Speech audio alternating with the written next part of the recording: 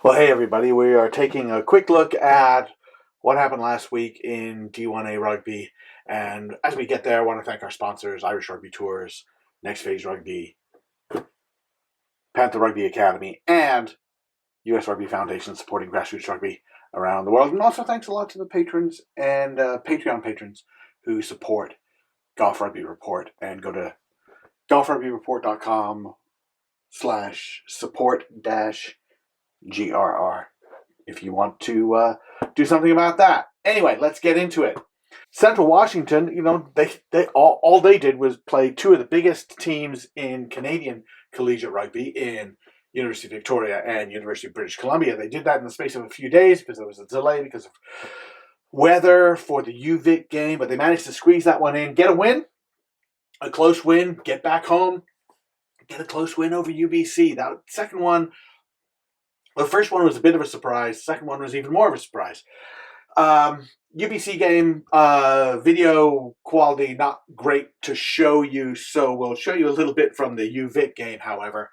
And the guy to keep an eye on is the number 7, Arona Tawili'i, who just was very active, set up the first try, big runner, makes tackles, hits rucks, all that fun stuff. But also, have a look at this where he gets involved in this counterattack, and he was a big part of the Central Washington effort, a little bit of interplay, setting up that try for wing Isaiah Samara Saldana. Great try there, but really good work from the flanker, and so he was a big spark for them as they won that. And of course, it doesn't get easier for Central Washington. They have a very challenging schedule, and that's fine. But just keep an eye on the fact that, last year they had a very challenging schedule, and they got through it, and they were getting really good results, and then get to the playoffs. And that first half against BYU, a team they'd beaten earlier in the season, and they got kind of steamrolled. And yes, they came back, and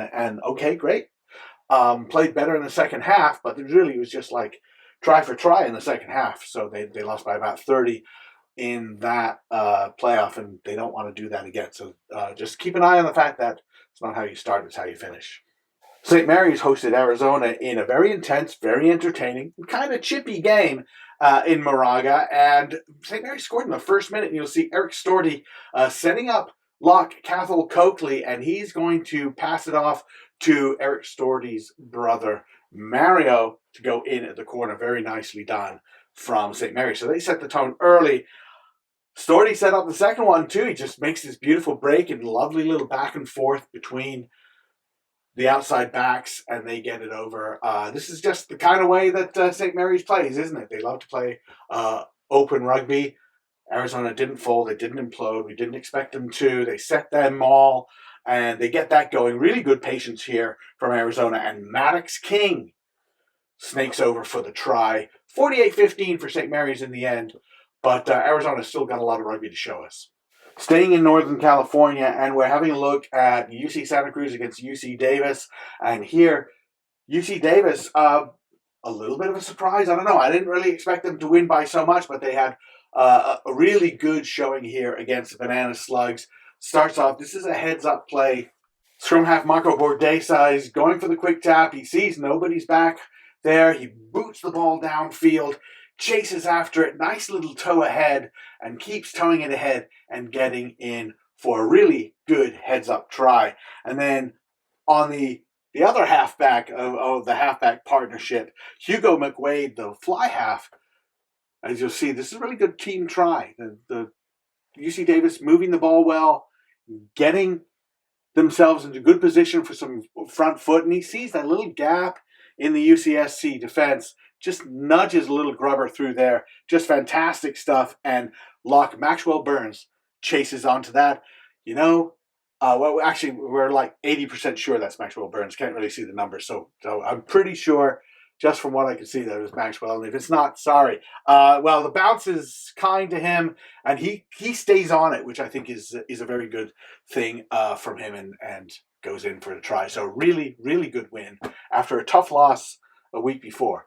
UC Davis getting back on the winning side. UCLA won big over Utah, probably expected. Josh Cox was very active on the score sheet. So let's show one of his tries. And in fact, this is actually the best team try of the day from the Bruins. Everyone has something to do. And I think the key moment is actually right about here when scrum half Oscar Bulstrode realizes that if he goes right to Nico Cortezas, Cortezas will be all alone. He'll be isolated.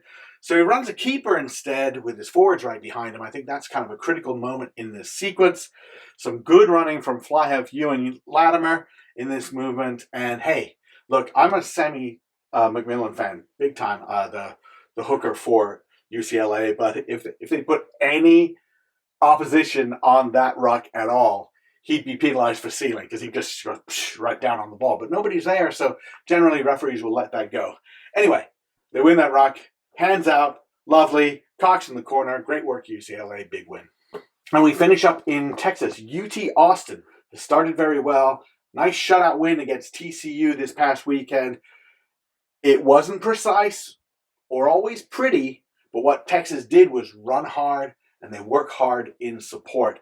This one, good hands out to the wing. John Shaheen is the winger, and he puts a move on.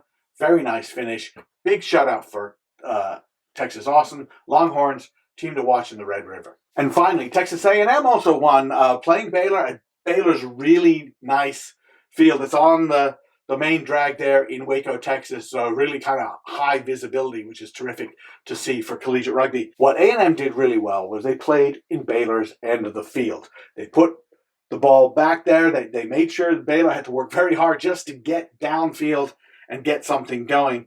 And whether A&M had the ball or not, they had a short field. This is a nicely executed move off a scrum, which is right on the post. They have options left and right.